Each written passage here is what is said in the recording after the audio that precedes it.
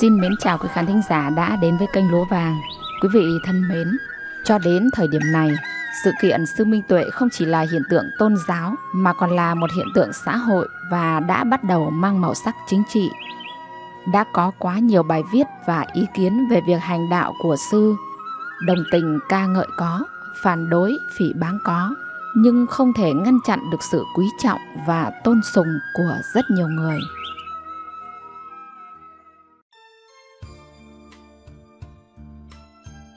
Người theo đạo Phật, người không tôn giáo, kể cả những người theo các tôn giáo khác cũng tán thán và tôn thờ sự tu tập của Sư Minh Tuệ. Trong bài viết ngắn này, không bàn đến phương pháp tu tập của Sư Minh Tuệ, mà Lúa Vàng chỉ nói thêm một chút về cách xử sự thông minh, bản lĩnh, trí tuệ, sự hòa nhã và tinh tế của Sư trước mọi tình huống trong quá trình hành đạo trên đường. Trong những ngày đầu cách đây 6 năm, Sư chọn cách đi khất thực theo hạnh đầu đà. Những ngày đầu Sư còn mang áo vàng và xưng thầy với mọi người, nhưng chỉ thời gian ngắn sau đó, Sư tiên liệu được rằng vì giáo hội không cho phép tu sĩ đi khất thực, nên tiếp tục như thế sẽ bị phản ứng và kết tội.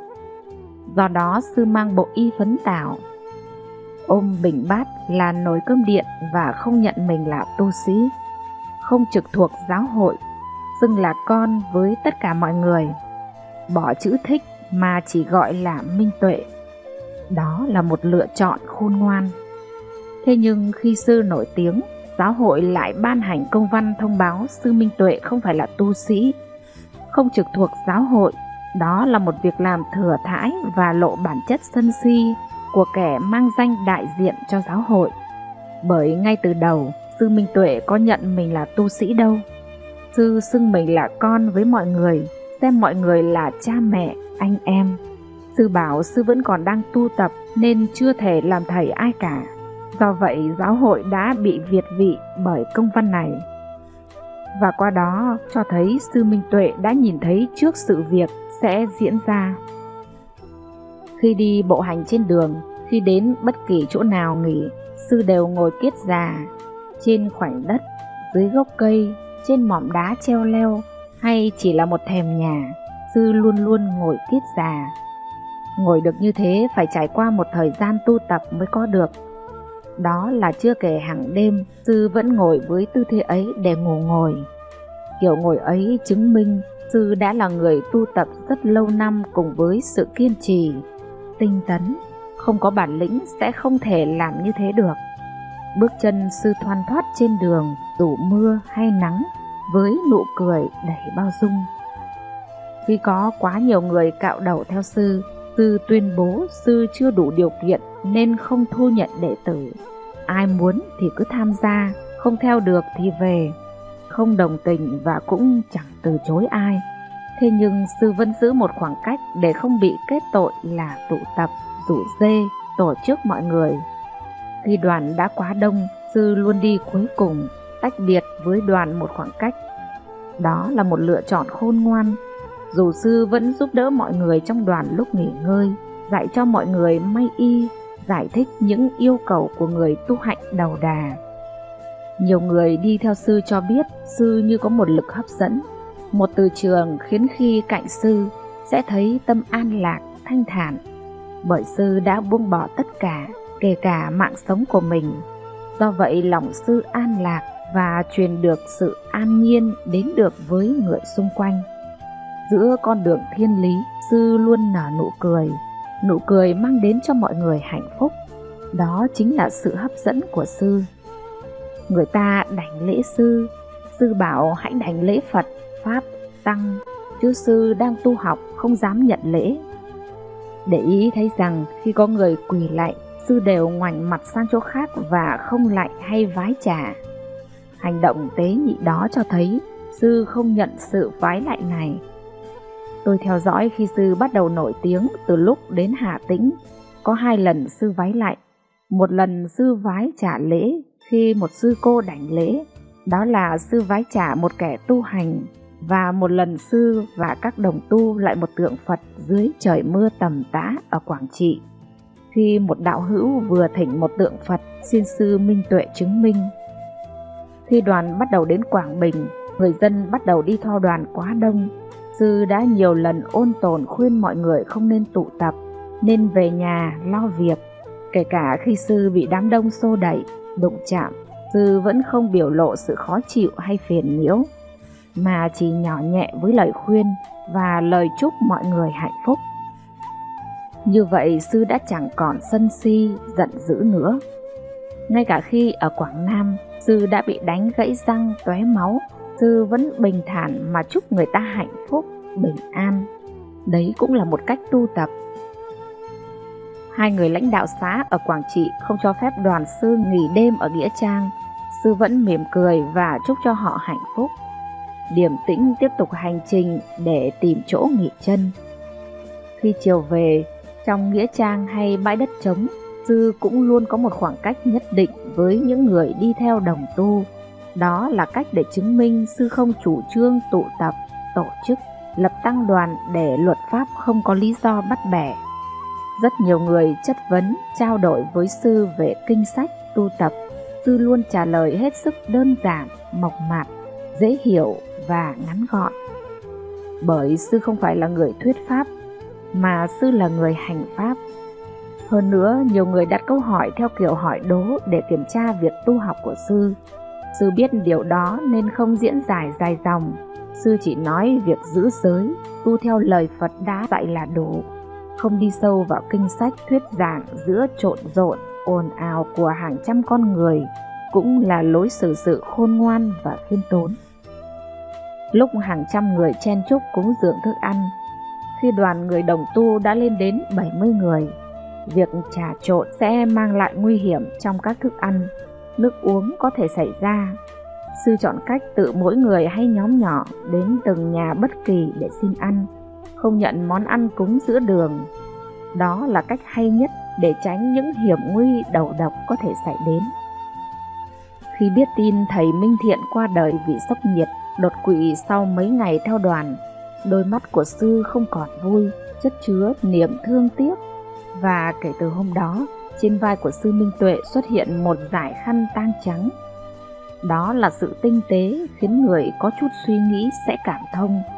Hành động chia buồn và nuối tiếc, tuy lặng lẽ nhưng đầy cảm xúc.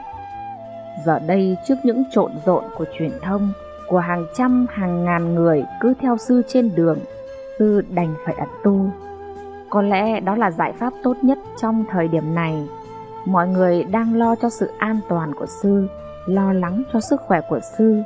Đó là việc đương nhiên vì sức ảnh hưởng của sư quá lớn. Đoàn của sư giờ tan tác cả, mỗi người một ngả.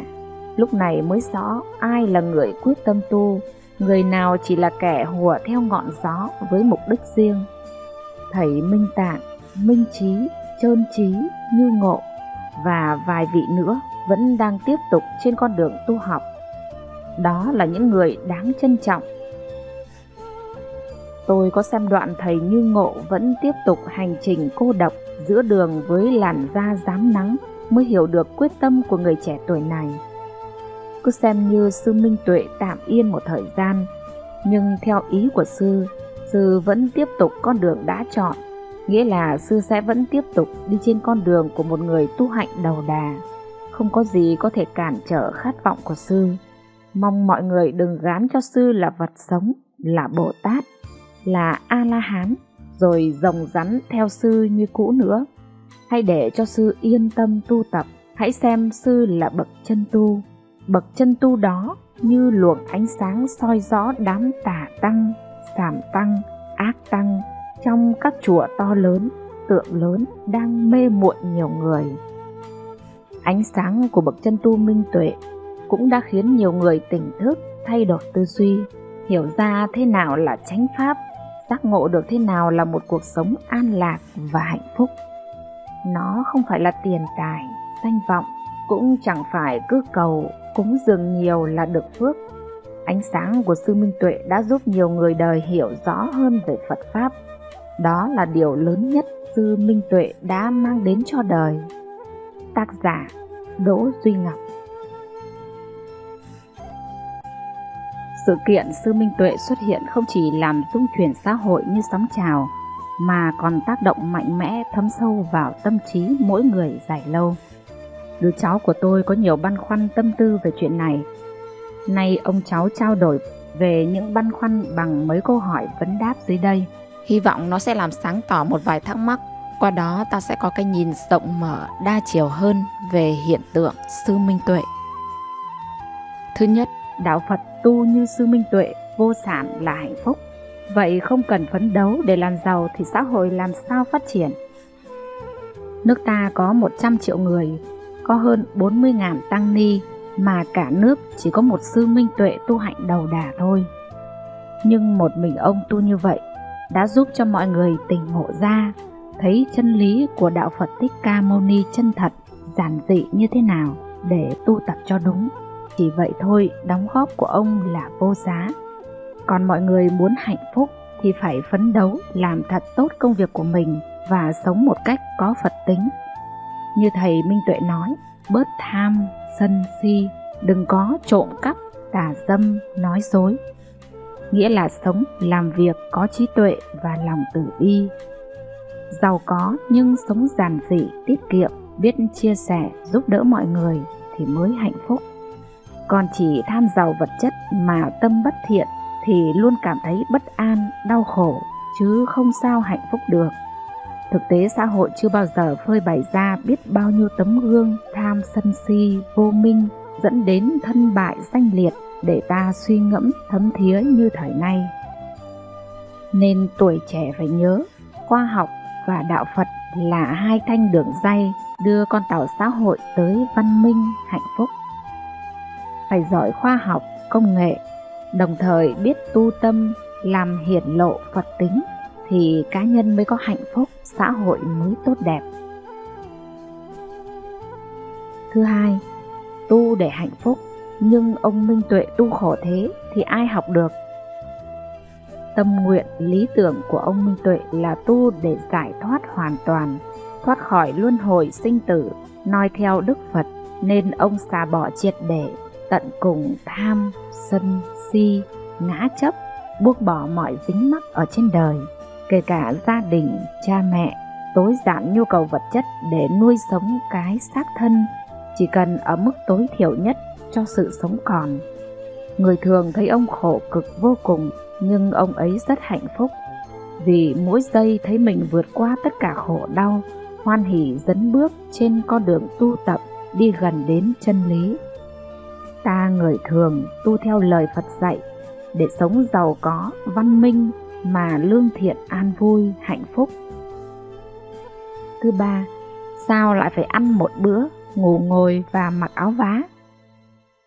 Ăn một bữa cũng đủ sống, đi bộ cả ngày đấy thôi. Ai cho đồ chay là ăn, không kén chọn. Đó là để diệt cái tâm tham ăn, muốn ăn nhiều nữa, ăn vặt, ăn của ngon vật lạ, thèm sơn hào hải vị. Ngủ ngồi là đối trị với tâm tham ngủ nằm, ngủ nướng, nằm y lười biếng.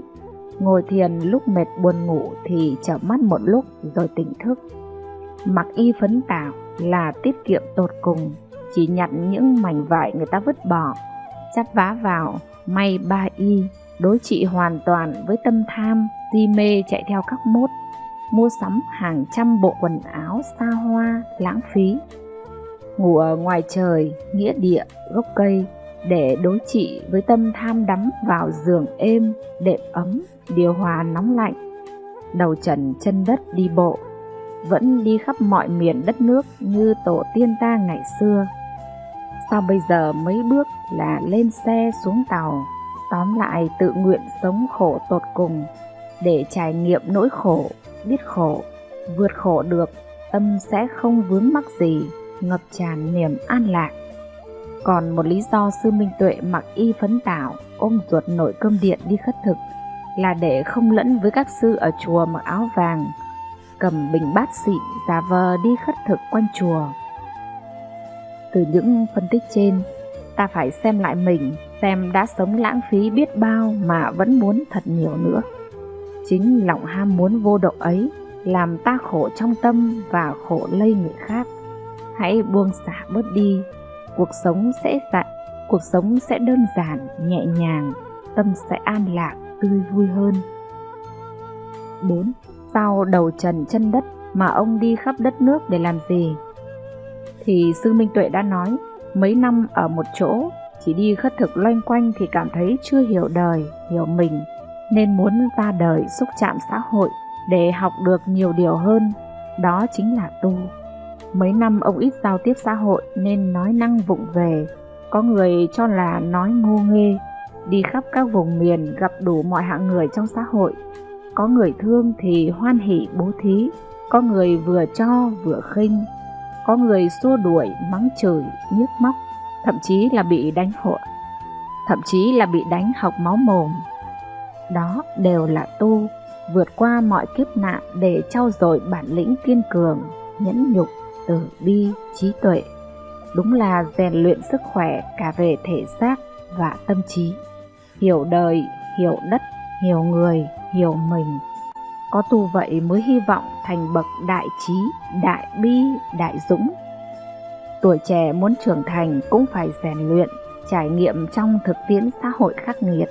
Chứ những cô chiêu cậu ấm sống trong nhung lụa, có kẻ hầu người hạ, yếu hèn rồi thành ra thái tử đỏ, thì chỉ ăn tàn phá hại mà thôi. 5.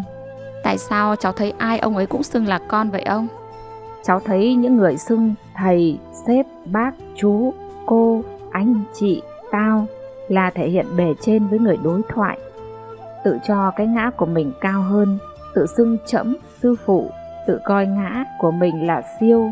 Còn mày có biết bố mày là ai không? Cái ngã tướng mới kinh. Khi cái ngã dính chặt vào tâm, sinh ra ngã mạn, ngã ái, ngã kiến, ngã tướng, ngã si, làm con người ta dễ u mê, nói năng hành động mù quáng. Khi xưng con với mọi người, Sư Minh Tuệ muốn buông bỏ cái ngã đến tận cùng, coi mình thấp kém, hèn hạ, coi tất cả mọi người là cha mẹ, là anh em ruột thịt trong nhà của mình. Ai có coi thường khinh bỉ thì cũng không sao cả. Ta là người bình thường, trong quan hệ xã hội phải vừa biết khẳng định cái tôi của mình một cách đúng đắn, vừa biết khiêm nhường với tất cả. 6. Tuổi trẻ có thể học được gì từ Sư Minh Tuệ? Thứ nhất là phải sống có mục đích, lý tưởng, hoài bão, chứ đừng quá thực dụng, gà què, ăn quẹn cối xay. Thành bác sĩ, kỹ sư, doanh nhân, nhà nông giỏi, sĩ quan giỏi, thợ giỏi, nhà khoa học, nhà giáo, nhà báo, nhà văn, nhà hoạt động xã hội uy tín. Nhà gì đã chọn lựa thì phải toàn tâm toàn ý tu tập đến nơi đến chốn, mới hy vọng đạt đến tầm cao của quốc gia, quốc tế. Để đạt được mục đích xa ấy, phải kiên trì học tập, làm việc âm thầm, bền bỉ, trung thực, vượt qua mọi khổ nạn như Sư Minh Tuệ, phải qua 8 năm mới lộ diện và bừng sáng, rồi vẫn phải tiếp tục tu tập. Ta phấn đấu nhưng không phải kiểu hy sinh đời bố, củng cố đời con, hay gian khổ 3 năm, hạnh phúc muôn đời như khẩu hiệu xạo, mà cảm thấy vui thích trong từng việc làm, trung thực, hữu ích. Hạnh phúc trên con đường đi đến đích, chứ không phải khi đạt thành tích, khi nhận bằng cấp, giấy khen mới ăn mừng hạnh phúc. Trong đời sống vật chất, biết đủ, biết dừng, sống chân thật giản dị, tiết kiệm cho tâm nhẹ nhàng, thanh thản. Đừng sống buông thả, phóng thể chạy theo lối ăn chơi vô độ, hoang phí thời gian, sức lực, tiền bạc vô ích. Cần nghiêm khắc với bản thân, biết tổn tâm, dưỡng khí, sống lành mạnh, làm những việc có ích sẽ thấy hạnh phúc. Hãy quan sát và phân tích tâm của mình để hiểu bản thân, biết quý trọng bản thân, chăm sóc bản thân cho tốt đẹp, từ đó mới hiểu biết, mới quý trọng người khác. Đó cũng còn gọi là sống từ bi và trí tuệ. Hãy tu tâm theo lời Phật, bớt tham, sân, si, không sát sinh, trộm cắp, tà dâm, không nói láo, không nói lời độc ác, vu khống, bịa đặt, tuyên truyền dối trá, không ngã chấp, mơ tưởng hão huyền. Sống chân thật, vui vẻ mỗi ngày, làm tốt từng việc, sẽ thấy vui thích trong từng ý nghĩ, lời nói, việc làm. Tạm như thế đã, biết đến đâu hãy thực hành đến đó. qua trải nghiệm mới nhận ra sự thật. Đó là giác ngộ. Ngộ ra rồi mới có thể tự mình thay đổi được. Chúc cho thầy minh tuệ của chúng ta chân cứng, đá mềm, đường xa không mỏi, sớm thành tựu chánh đẳng chánh giác. Chúc cho quý độc giả hữu duyên nghe được bài này sớm tìm được chánh pháp, sống thiện lành và luôn tìm được an lạc, hạnh phúc trên cuộc đời này. Cảm ơn quý vị đã quan tâm theo dõi. Xin kính chào và hẹn gặp lại quý vị ở các video tiếp theo trên kênh Lúa Vàng.